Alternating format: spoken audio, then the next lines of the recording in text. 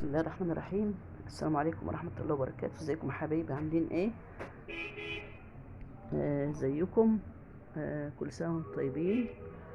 الايام المفترجة الجميلة دي المباركة دي، وهنيكم بيوم اول يوم 9 الاوائل من ذي الحجة.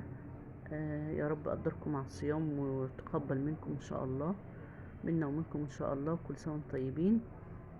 والنهارده بقى ايه، انا رايحة رحلة فقلت اعمل والفيديو ده خلاص خلص يعني، بس انا قلت اعمل ايه، اخد معايا ايه في الرحله، بدل ما يعني مش عاوزه حاجات كده، تكون حاجات خفيفه كده ظريفه. فقلت اخترت عيش تميز.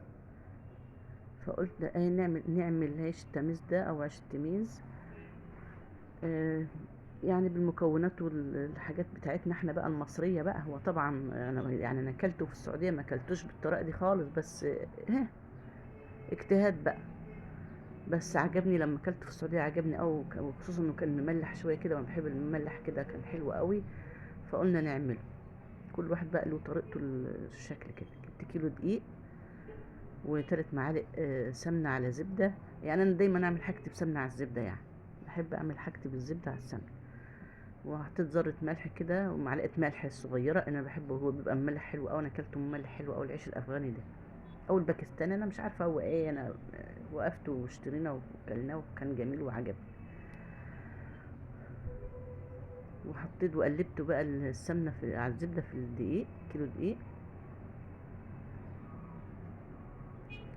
بعد كده بقى جبت معلقه خميره كبيره، او معلقه وشويه كده، معلقه كبيره مليانه حلوه كده، وميه دافيه ومعلقتين سكر، وقلبتهم في بعض، وسبت الخميره تتفاعل، وحطيت عليهم نص كوبايه لبن، وايه، ومعلقتين 3 دقيق. سبتهم يتفاعلوا مع بعض كده. يعني هي ممكن تحط الخميره والسكر بس وفي ميه دافيه وخلاص عادي، بس انا عملت ايه يعني، حتى كده حلوه، بتبقى حلوه في العجين. بعد كده عجنت بميه دافيه عادي بقى خالص.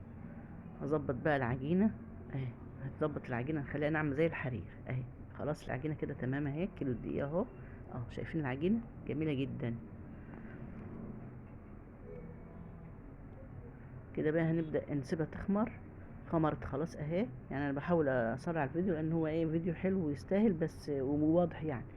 طبعا هنعمل الكيلو دي على 4، كان نفسي اعمله على اكتر من كده، او يعني كده من او اقل من كده، ممكن عشان تبقى كبير يعني.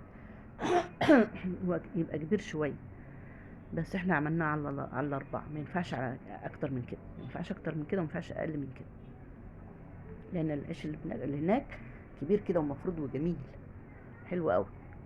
فاحنا بنعمل على قد ايه، يعني اللي احنا حلو قوي ان احنا عملناه كده. حلو قوي، هو صح جميل جدا، والله والله جميل فعلا يعني. كفايه كلمه والله، فعلا عيش جميل. ولو عملتيه مره مش هتبطلي تعمليه، وهتشوفي العيش التاني خالص، وتقعدي تعملي من ده وتاكلي منه، لانه سريع سهل مريح جدا، ما بياخدش اي وقت خالص. خلاص جبنا العجينه اهي، الاربع كور دول. هنحط صواني بقى كده، الصينيه دي هنملى بيها العجينه دي، هتتملى بيها.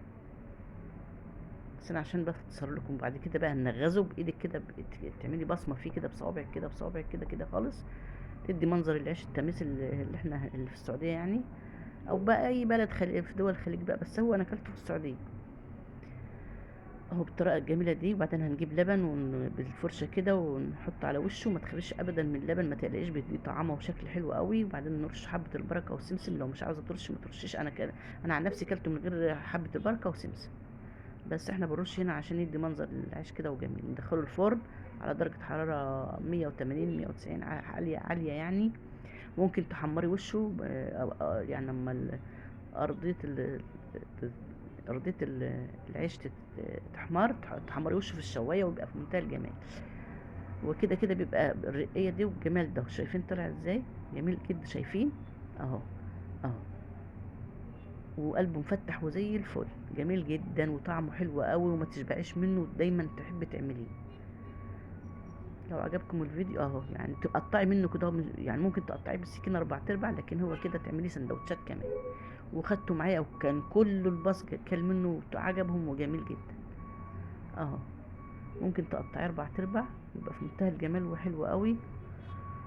وتغمسي بيه اي حاجه. بس على فكره الفرن بتاعه مش زي اللي احنا الفرن بتاعنا طبعا، فرن هناك كده غريب كده تحت الارض ولا حاجه كده، شكلها غريب بس بيطلع عيش جميل قوي.